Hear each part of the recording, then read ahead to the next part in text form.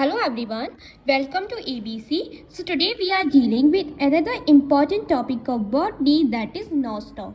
आज हम nostoc के बारे में पढ़ेंगे जो कि मेनली साइनोफाइसी क्लास का मेंबर होता है। साइनोफाइसी क्लास जिसको हम क्या बोलते हैं, ब्लू ग्रीन एल्गी वाली क्लास बोलते हैं। इनका ऑर्डर नोस्टोकेस होता है और इनकी फैमिली नोस्टोकेशी होती है।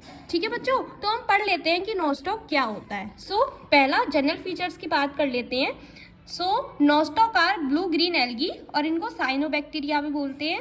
इनको स्टार जेली और ट्रोल बटर भी बोलते हैं। क्या बोलते हैं? स्टार जेली और ट्रोल बटर। ये फ्रेश वाटर और टेरेस्ट्रियल एल्गी होती हैं। फ्रेश वाटर मतलब साफ पानी में रहेंगी, टेरेस्ट्रियल मतलब लैंड वगैरह पे रहेंगी। ठीक है। चौथा पॉइंट है नोस्टॉक पंटिफॉर्म। ये कैसे होंगी? एंडोफिटिक होंगी, एंथोसिरोस के साथ ब्रायोफाइट्स, कैरोइड रूट ऑफ साइकस में भी रहेंगी। एज वेल एज नोस्टॉक एजोलाई, ये सिम्बायोटिक एसोसिएशन शो करता है एजोला के साथ। एजोला के साथ क्या शो करेगा? Symbiotic association.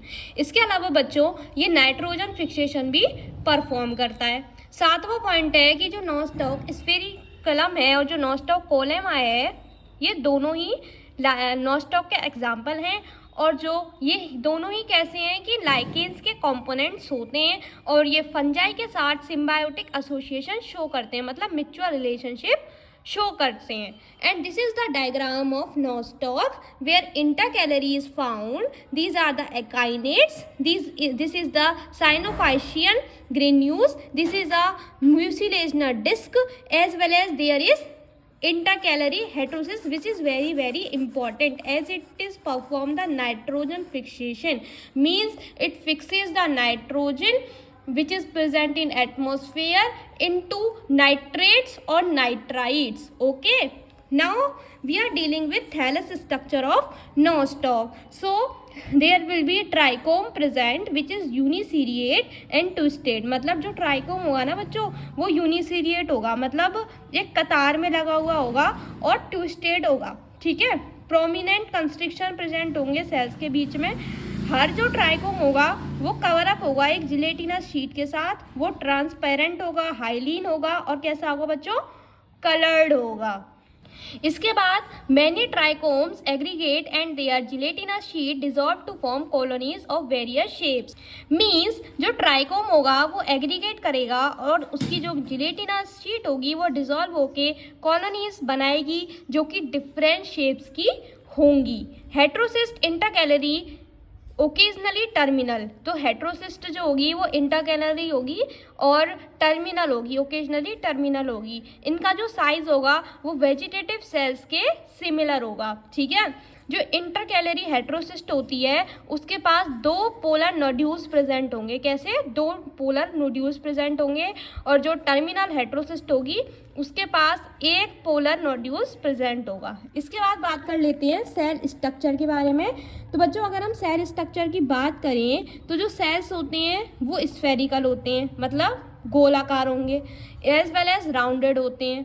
ठीक है। और इनके पास साइनोफाइशियन सेल स्ट्रक्चर प्रेजेंट होता है। ठीक है।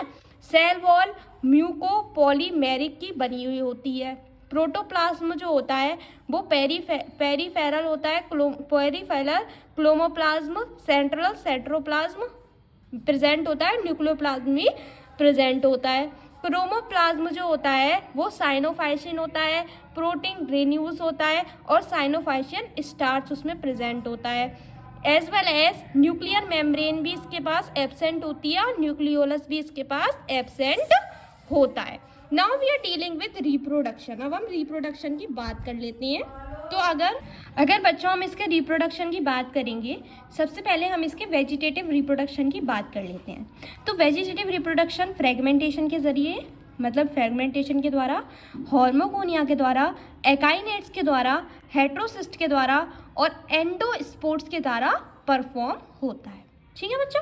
सबसे पहले फ्रेगमेंटेशन की बात कर लेते हैं। फ्रेगमेंटेशन की अगर हम बात करें तो फ्रेगमेंट्स में क्या होता है, ये हमने रिप्रोडक्शन वाली वीडियो में भी पढ़ा था कि एल्गी में रिप्रोडक्शन कैसे होता है, उसमें भी हमने ये टॉपिक पढ़ा था।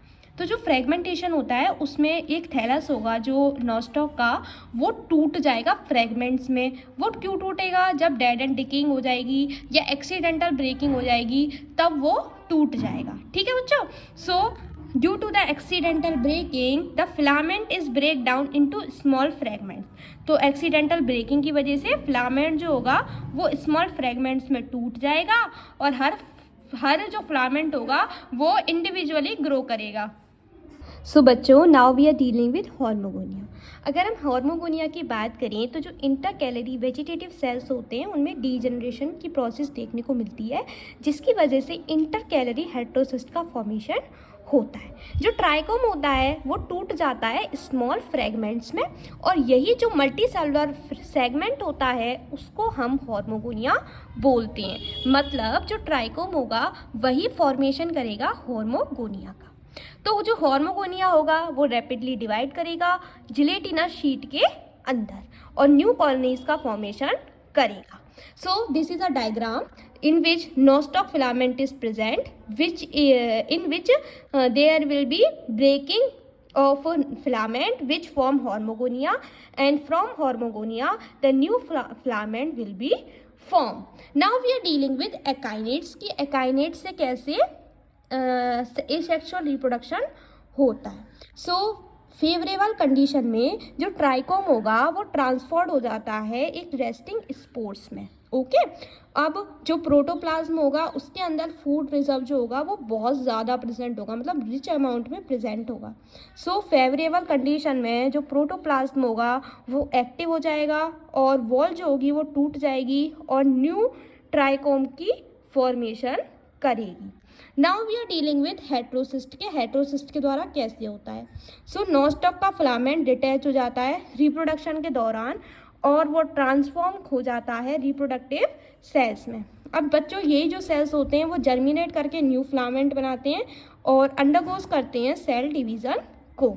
Now we are dealing with endospore. So by endospore this is take place in Nostoc commune. Nostoc commune में ये प्रोसेस देखने को मिलती है जिसमें प्रोटोप्लाज्म जो होता है हेटेरोसिस्ट का वो डिवाइड करता है और एंडोस्पोर का फॉर्मेशन करता है। ये एंडोस्पोर जो होते हैं वो थिन वॉल्ड होते हैं, इनकी वॉल डिसइंटीग्रेट करती है, स्पोर जर्मिनेट होते हैं और न्यू ट्राइकोम का फॉर्मेशन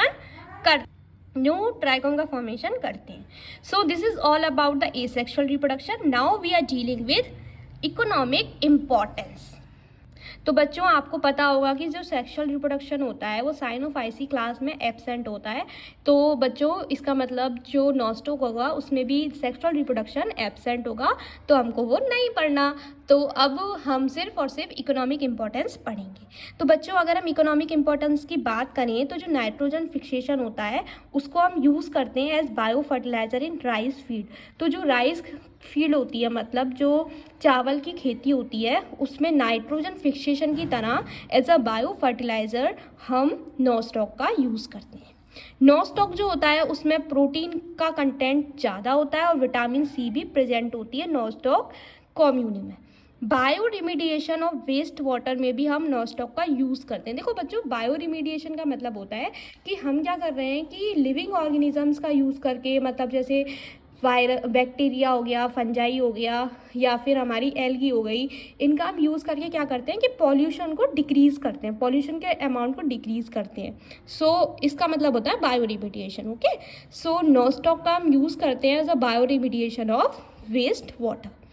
चौथा पॉइंट है डिग्रेड एनवायरमेंटल पॉल्यूशन। ये एनवायरमेंटल पॉल्यूशन को भी डिग्रेड करता है, डिस्ट्रॉय करता है।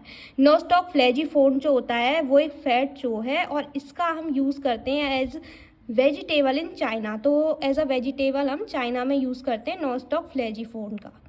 Cyanobacteria convert carbon dioxide to biofuel. जो साइनोबैक्टीरिया होता है वो कार्बन डाइऑक्साइड को बायोफ्यूल में कन्वर्ट करता है और ये क्या करता है, it shows to produce hydrogen, और ये क्या करता है कि हाइड्रोजन का प्रोडक्शन करता है। सो बच्चों this is all about the Nostoc, asexual reproduction, general features and economic importance. So Nostoc जो होता है वो प्रैक्टिकल एग्जाम के पॉइंट ऑफ व्यू से और एग्ज़ाम के पॉइंट ऑफ व्यू से बहुत ज़्यादा इम्पॉर्टेंट है। ओके, सो अगर आपको इस वीडियो में कोई डाउट है तो आप कमेंट कर सकते हैं बच्चों मुझे। एंड तब तक के लिए bye bye, take care, have a nice day and please subscribe to my channel if you like my video. Bye bye.